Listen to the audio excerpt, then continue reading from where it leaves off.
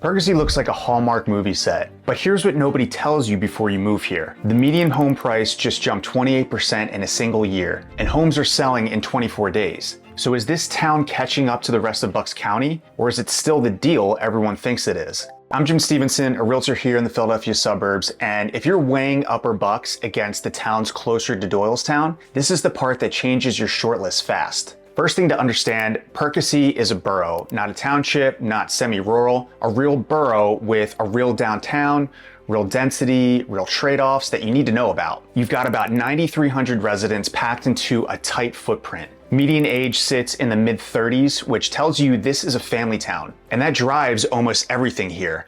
Schools, taxes, housing pressure, and pricing. So the median home price in Perkasie right now is around $468,000. That's up about 28% from last year. And homes are moving fast, about 24 days on market. Only 30 to 40 active listings at any given time for a town of over 9,000 people. Competitive market. So here's where Perkasie actually separates from the towns nearby. You're probably thinking Upper Bucks means you're way out there, middle of nowhere. Long drive to everything. And yeah, Perkasie is about 40 miles north of Philly, but what most people don't realize is that puts you 30 minutes from Allentown, 20 minutes from Doylestown, and about 25 minutes from the Lansdale train station if you need to get into the city. Tucked away, but not cut off. Now let's talk about taxes, because this is where Perkasie has a real advantage. Total property tax millage in Perkasie is about 177 mils. Sounds like a lot until you compare it. Sellersville, which is literally right next door and shares the same school district, comes in around 198 mils.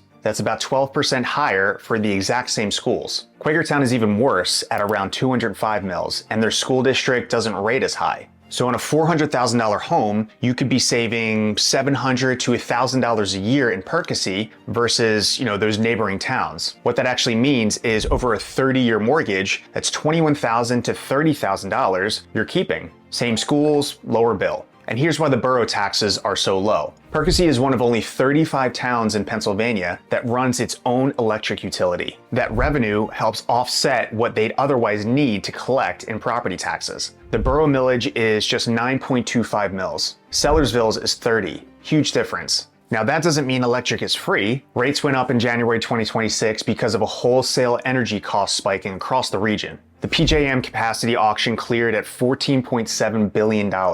Up from $2.2 billion the year before. That's a 568% increase in wholesale costs, and Perkasie had to pass some of that through. But even with the increase, the blended electric rate is still competitive with PECO once you factor in distribution and transmission charges. And you're calling the borough when something goes wrong, not sitting on hold with a giant utility company. All right, let's go to schools. For most families, this is the decision. Perkasie feeds into the Pennridge School District, about 9,500 students across 7 elementary schools, 3 middle schools, and 1 high school. Pennridge High School is right in Perkasie on North 5th Street. The district ranks in the top 30% of Pennsylvania schools. Graduation rate is about 93 to 96%. They offer 28 AP courses, and 93% of kids who take AP exams score a 3 or higher. The hockey team won the state championship in 2024. They've got a Best Communities for Music Education award, and there's a strong vocational program through Upper Bucks County Technical School for kids who want a trade path. Now here's something that matters if you've got younger kids. Pennridge just rolled out full-day kindergarten. For years, it was half-day only. They ran a lottery pilot in 2025 and 26, and full district-wide implementation is happening in the 26-27 school year. So if you're moving with a 4-year-old, the timing actually works in your favor. Now you're probably thinking, okay, but what about the school board stuff? Because yeah, Pennridge made some news recently. Here's the reality. There were some controversial policies around 2023 and 24, bathroom policies, a ban on teacher advocacy,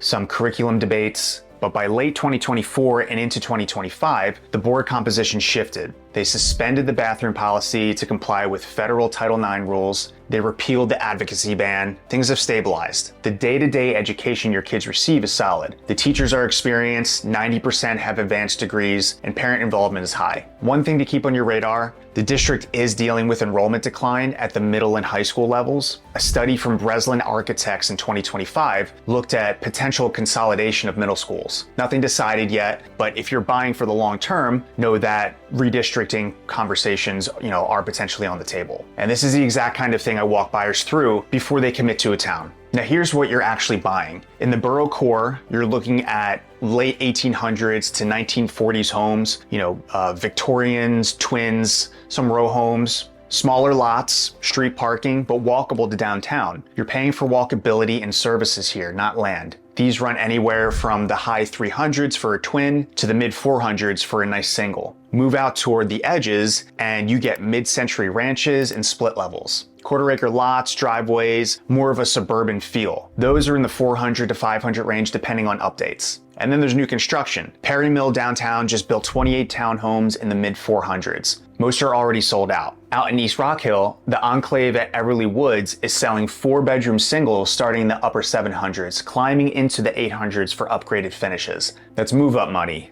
not exactly starter home money. Inventory is tight. When something clean hits the market, especially walkable to downtown, it moves fast. About 47% of sales in late 2025 went over asking price. If you see something you like, you need to be ready. Now here's what you need to watch out for. The age of the housing stock. A massive chunk of these homes were built, before 1970. Victorian twins in the borough, mid-century splits on the outskirts. That means you need to watch for, the unsexy stuff during inspections. 100-year-old sewer lines, oil tanks in the basement, galvanized pipes that might need replacing. You're not paying the premium for new here. You might be paying the premium for maintenance. All right, let's touch a bit on flood zones. Perkasie sits along the east branch of the Perkiomen Creek. Most of the town is fine, but there are pockets near Lenape Park and along Walnut Street that are in the FEMA flood zones. Hurricane Ida in 2021 knocked the historic covered bridge off its foundation. That bridge is being restored now, but the flooding was real. Just make sure you check the flood maps before you fall in love with the house. The borough completed a new flood mitigation study in early 2026, and some risk zones expanded. Train noise. There's an old rail line running through town. No passenger service since 1981, but freight trains still come through a couple times a week, usually midday. If you're buying right next to the tracks, you'll hear them. And parking in the borough. If you're buying a twin or a row home downtown, check the parking situation. Some have alley garages, some rely on street parking, and that can get competitive, especially during, snow emergencies when the borough requires you to, move your car for plowing. Now let's talk commute, because this is where people either love Perkasie or completely rule it out. Perkasie is what I call a two-stage commute town. There's no train station here. The last passenger service ended in 1981. If you work in Center City, Philadelphia, you can't just walk to the platform. You have to drive 25 minutes to Lansdale or Doylestown, park your car, and then get on the train. The Lansdale garage fills up by 7:30 in the morning usually, so plan accordingly. If you're driving the whole day, you're looking at about an hour to Philly, maybe more with traffic, because you're not right next to the Turnpike or 95. The nearest Turnpike interchange is the Quakertown exit, which is about 15 to 20 minutes west. For hybrid workers who only go in twice a week, that distance actually works for you. It keeps the traffic low and the noise down, but if you have to, be at a desk in the city 5 days a week, that extra drive to the train station will probably wear you down. So who actually thrives here?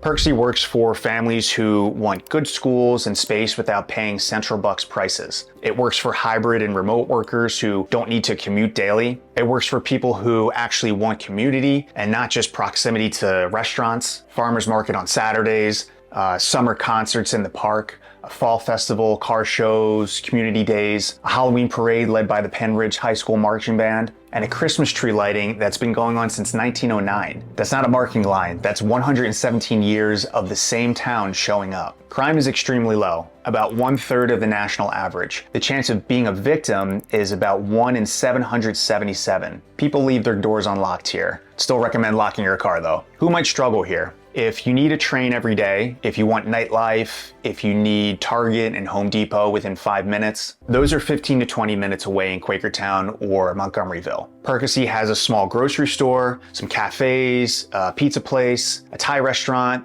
This is hometown, not a food destination. And here's what that looks like in practice. I was actually sitting with a relocating family a few weeks ago, running numbers on a laptop at my desk. They love Perkasie on paper. The wife kept pulling up listings near the downtown and saying, this is exactly what we want. But when we added it all up, mortgage, taxes, electric, the husband's commute 4 days a week to Plymouth meeting, plus the train tickets for the days he went into the city, the monthly number was about $400 more than what they expected. And then he leaned back and said, so we're paying for the town, not just the house. They ended up in a nearby township with lower taxes and more space, and they drive into Perkasie on weekends for the farmer's market. And that's what a good decision looks like. If you want me to run that same math on your situation, commute costs, taxes, monthly payment, all of it, book a call using the link in the description, or grab my free Philadelphia Suburbs relocation guide using the QR code on screen. Now, if you're comparing directly, here's how I'd frame it.